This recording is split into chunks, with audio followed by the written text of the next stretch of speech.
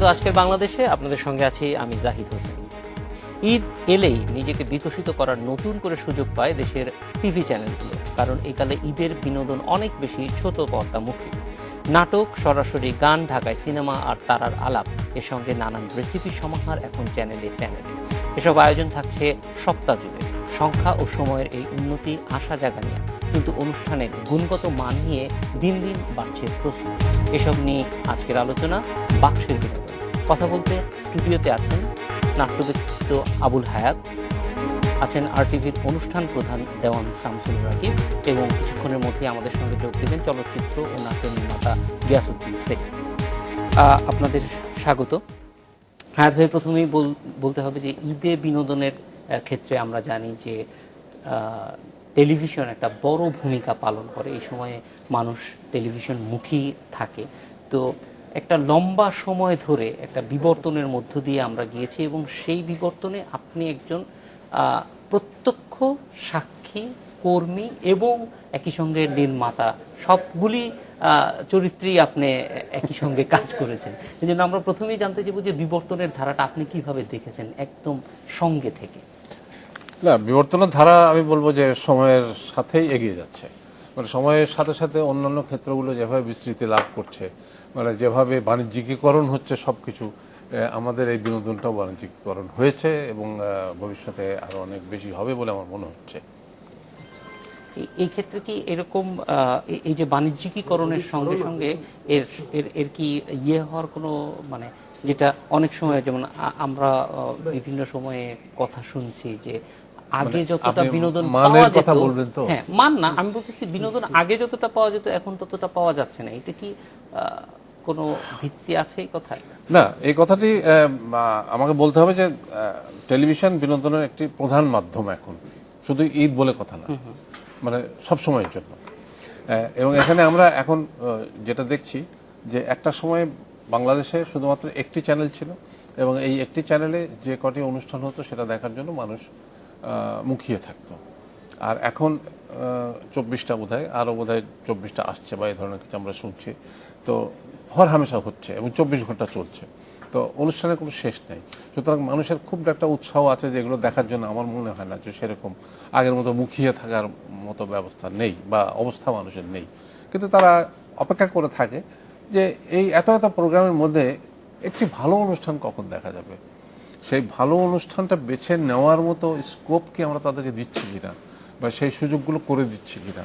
একটু আগে আপনি বলছিলেন যে অনুষ্ঠান নির্মাণ করা হয়, তার জন্য কোনো মানে কি বলবো, একটা প্ল্যানিং, পরিকল্পনা, সেটা সেইভাবে হয় কিনা, যে দর্শককে আকর্ষণ করা যাবে সেটা পরিকল্পনা হয় কিনা। এইসব জায়গায় কিছু কমতি তো আছেই, এবং কিছু কিছু ব্যত্যয় ঘটে, কিছু কিছু ভালোভাবে হচ্ছে প্রমোশনাল, যেটা আমরা বলি যে একেবারে একঘেয়েমি কোনো জিনিস দর্শক কখনো নেবে না। আপনি যেমন বিজ্ঞাপন দিচ্ছেন যে এই হবে, এই হবে, সেই হবে, সেই হবে, মানে বলেই যাচ্ছেন। মানুষের ধৈর্যের একটা সীমা আছে। তো সেই কারণে যে কোয়ান্টিটি বেড়ে যাওয়ার কারণে কোয়ালিটিতে কিছু কিছু সমস্যা হচ্ছে, এবং যেগুলো মানুষকে আপনার বিমুখ করছে। কিন্তু এটা ঠিক যে টেলিভিশনের একটা প্রধান মাধ্যম বিনোদনের, এবং মানুষ সারাটা বছরই টেলিভিশনে ভালো কিছু দেখার আশায় থাকে, শুধু ঈদ বলে কথা না। এটা হলো আমার নিজস্ব বক্তব্য। হ্যাঁ, ইতিমধ্যে গিয়াসউদ্দিন আমাদের সঙ্গে যোগ দিয়েছেন, তো আপনাকেও স্বাগত। আমরা রাকিব ভাইয়ের কাছে একটু জানতে চাইবো যে হায়াত ভাই যেটা বলছিলেন পরিকল্পনা, টেলিভিশন চ্যানেলের দিক থেকে বিশেষ কোনো অনুষ্ঠান অথবা সামগ্রিকভাবে পরিকল্পনাগুলি কিভাবে করা হয়, সেটা কি পুরোটা আপনারা নিজেরাই বাস্তবায়ন করেন, নাকি যারা প্রডিউসার্স আছেন অর্থাৎ স্বাধীনভাবে যারা কাজ করছেন তাদের সঙ্গে একটা সমন্বয় করে এটা করা? প্রতিটা চ্যানেলেরই একটা পরিকল্পনা থাকে। সেক্ষেত্রে যে আমাদের চ্যানেল, আমাদের একটা নিজস্ব পরিকল্পনা আছে, এবং প্রতিটা ঈদ নিয়ে আসলে এখন আমরা খুব কনসাস থাকি কিন্তু আমাদের এখন মার্কেটে একটা কম্পিটিশনও চলতেছে। আর যেহেতু এটা একটা কম্পিটিশন মার্কেট, সেহেতু আমাদের সেভাবে পরিকল্পনাগুলি করতে হয়, এবং এটা আমাদেরই নিজেদের থেকেই একটা পরিকল্পনা আসলে থাকে, এবং সেই পরিকল্পনা থেকে চ্যানেল তখন সেভাবে আমরা আসলে আমাদের নির্মাতা বা আমাদের যারা প্রডিউসার বাইরে আছেন, বা হয়তো আমরা সেভাবে আসলে কাজগুলো একটা ডিস্ট্রিবিউশনের জায়গাটা আমরা তৈরি করি আর কি। কিন্তু পরিকল্পনা অবশ্যই থাকে, কারণ হলো এখন কম্পিটিশন মার্কেটে আপনি কিন্তু পরিকল্পনা ছাড়া আগাইতে পারবেন না, এবং নাহলে আপনি অনেক পিছিয়ে যাবেন। এখন এখানে আমার একটু লাগে, মানে ওর পরিকল্পনা শুনেই আমার মনে হচ্ছে যে আসলে আমরা যে কটা চ্যানেল দেখি, দুই ধরনের চ্যানেল আমাদের দেশে আছে, একটা বিনোদন চ্যানেল, একটা নিউজ চ্যানেল। এবং সব চ্যানেলই, সব বিনোদন চ্যানেল একরকম, সব নিউজ চ্যানেল একরকম। এটা আসলে পরিকল্পনাটা আমরা টের পাই না আর কি, আমাদের অসুবিধা। তাহলে সেলিম, এই কথাটা আমি বলিনি যে আমি যেটা সবাইকে বলে থাকি, এখন আমার মাথার মধ্যে যেটা ঢুকছে যে বিনোদন চ্যানেলে পিক আওয়ারে কেন সংবাদ হবে?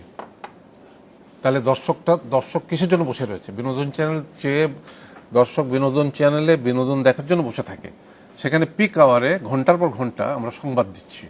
আরেকটা জিনিস হাসবে, দেখেন যে 21 টেলিভিশন মোর আগেরটা, এটা না, ও যে আপনার যে স্ক্রিনটা দিয়ে গেছে, যে ভঙ্গিটা দিয়ে গেছে, এবং আমরা প্রত্যেকেই বিনোদন চ্যানেল সব ওরই রেপ্লিকা বানাচ্ছে, ফেব্রিকটা ওইটা না, কাটটা ঠিক আছে, চেহারাটা তো সেটা না, ফেব্রিক ঠিক নেই।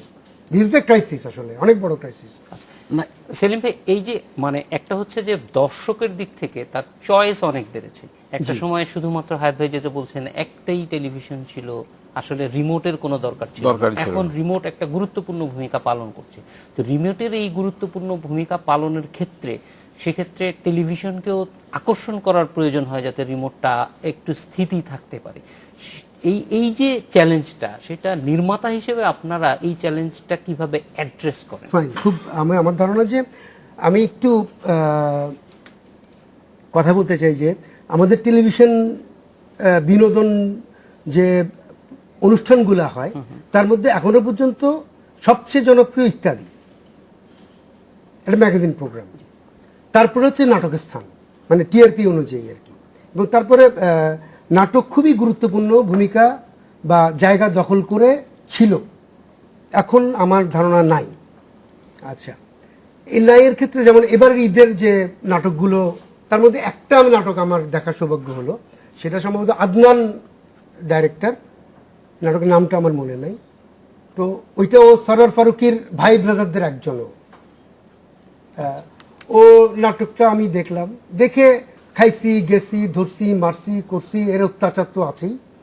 হ্যাঁ, এবং ওরা কি করলো, স্ক্রিপ্টটাকে নির্বাসন দিয়ে দিল, স্ক্রিপ্টটা নির্বাসন দিয়ে দিল। এখন যার পরিপ্রেক্ষিতে আর আরাম লাগছে না, যে আমরা তো, ওরা বলতে চায় যে আসলে আমরা আপনার জীবনের খুবই বাস্তবতার কাছাকাছি এসে বাংলার ভাগ্যাকাশে দুর্যোগের ঘনঘটা আমরা দেখাতে চাই না, আমরাও ওইটা বলতে চাই না যে এরকম শক্ত করে দেখাতে হবে, কিন্তু সুনির্দিষ্ট স্ক্রিপ্ট লাগবে আসলে। মানে ফিল্মিংয়ের অন্য সমস্ত বাস্তবতা মেনে নিয়ে স্ক্রিপ্টটাকে বাতিল করে দিয়ে নাটক হবে না, এবং হচ্ছে না, এটা একটা ঝামেলা। তার মানে এটা পরিকল্পনাহীন একটা মানে কার্যক্রম হচ্ছে, যেটির বিরুদ্ধে আমরা প্রথম থেকে বলছি যে আমি অভিনয় করব বা আমি একটা নাটক তৈরি করবো বা একটা যে কোনো একটা কিছু করব, আমার একটা পরিকল্পনা লাগবে। এবার নাটকের পরিকল্পনা হচ্ছে আমার প্রথম কাজটা হলো স্ক্রিপ্ট। হ্যাঁ, এক্স্যাক্টলি, তাই না? স্ক্রিপ্ট সবচেয়ে বেশি সময় ধরে করা হয় সারা পৃথিবীতে। অবশ্যই শুধু আমি একটু স্ক্রিপ্ট না, আমি বলতে চাই যে এমনকি যে লাইভ প্রোগ্রাম যখন করা হয় আমাদের এখানে এবং বাইরেও, সেটাও কিন্তু স্ক্রিপ্টেড না, কিন্তু পরিকল্পিত, যে আপনি কতটুকু কি। কিন্তু আপনি, আমি বললাম যে সিনেমা, টেলিভিশন, নাটক, এখানে স্ক্রিপ্ট হচ্ছে যে আপনার একদম মানে সবকিছুর মূলে। আপনি যে স্টোরিটা বলবেন, যে সংলাপগুলো বলবেন, এগুলো প্রিসাইজলি লিখিত থাকতে হবে, কারণ এত অপশন আছে, আপনি কোনটা রাখবেন, কোনটা বাদ দিবেন, আগেই আপনাকে সিদ্ধান্ত নিতে হবে। দেন ওইটা আর্টের একটু ভঙ্গি হবে, লোকেরা পছন্দ করবে জিনিসটা। না, আমি সেলিমের কথা দ্বিতীয়বার বলতে চাই। সেলিমে প্রথমে ইত্যাদি বা নাটক, তারপরে বা টিআরপি যে কথা বললেন, টিআরপিটা কিন্তু আসলে এটা খুব একটা মানে, টিআরপি কিন্তু ভ্যারি করে চ্যানেল টু চ্যানেলে। যখন আপনার প্রতি উইকে দেখবেন, আমাদের মধ্যে কম্পিটিশন জায়গা থেকে কিন্তু ভ্যারি করে, কেউ বলতে পারছে যে আমি কিন্তু 1 নম্বরে রয়ে গেছি। যদি সপ্তাহের বিচারে আমি যাই, সপ্তাহের বিচারে হ্যাঁ, কিন্তু না, টিআরপি কিন্তু আমাদের কম্পিটিশনটা ভুল বলছি যদি বলে থাকি, কিন্তু ইত্যাদি এখনো জনপ্রিয়, না, এটাই সবচেয়ে সেটা তো জনপ্রিয় কিন্তু আসলে। গিয়াস ভাই আমি যতটুকু নাটক কিন্তু বুঝতেছিলাম আপনার কাছ থেকে যেটুকু পাচ্ছিলাম সেটা হচ্ছে যে আপনি বলতে চাচ্ছেন এই যে ছাঁচে পড়ে যাওয়া, অর্থাৎ ইত্যাদির মতো একটা ছাঁচ, অন্য একটা নাটকের মতো একটা ছাঁচ, সেখান থেকে বের হতে না পারার কারণে আমাদের এই ক্ষেত্রে আপনার সৃজনশীলতা বাধাগ্রস্ত হচ্ছে কিনা আমাদের।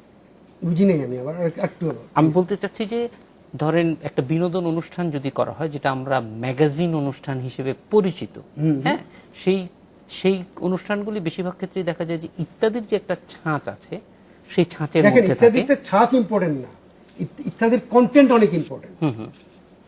ঠিক আছে, মানে গত ধরেন 20-30 বছর ধরে একটা প্রোগ্রাম এত জনপ্রিয় কেন, এটা বেসিক্যালি ওর কন্টেন্ট। আমাদের নাটকে কোনো কন্টেন্ট নাই। আচ্ছা, আমি ওইটাই বলতে চাচ্ছি যে আপনি যেটা বলছিলেন যে রেপ্লিকা তৈরি করা এবং থ্রেডটা হয়তো ওই রকম না যেটা 21শে টেলিভিশনের ক্ষেত্রে হয়েছে। তো আমরা জানতে চাইতেছি যে আসলে সবগুলি নাটক থেকে একটা থেকে আরেকটা আলাদা করা যাচ্ছে কিনা, স্বকীয়তা প্রকাশ পাচ্ছে কিনা প্রত্যেকটা অনুষ্ঠানের ক্ষেত্রে। সেইটা আপনি যেমন একটা বলছেন যে স্ক্রিপ্ট একটা গুরুত্বপূর্ণ ভূমিকা পালন করে, কিন্তু অনেক ক্ষেত্রে কোনো কোনো নাটকে দেখা যাচ্ছে স্ক্রিপ্টটাকে অনুসরণ করা হচ্ছে না, সেটা একটা বাধা। না, আপনি